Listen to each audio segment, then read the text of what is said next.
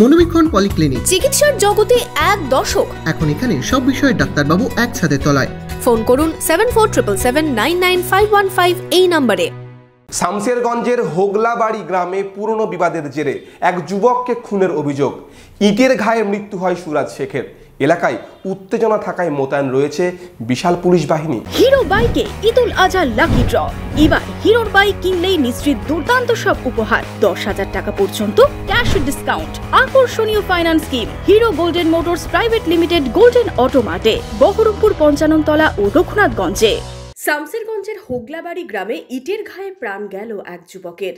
জানা গেছে, মঙ্গলবার দুপুরে হোগলাবাড়ি এলাকায় দুই পক্ষের মধ্যে পুরনো রাগকে কেন্দ্র করে তবজুল শেখের বাড়ি লক্ষ্য করে ইটপাটকেল ছুটতে থাকে বলে অভিযোগ।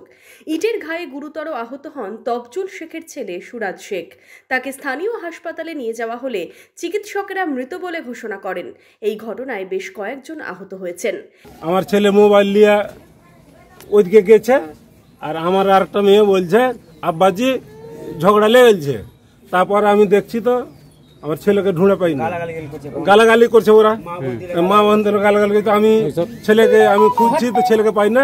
আমি তখন এখানে, আর ছেলে তখন ওকে মাগে করে বুকে লেগে ছেলে আমার এই ঘরে ঢুকে আলো। এদিন ঘটনার খবর পেয়ে ঘটনাস্থলে পৌঁছয় বিশাল পুলিশ বাহিনী। এলাকায় উত্তেজনা থাকায় মোতায়েন করা হয় পুলিশ বাহিনী।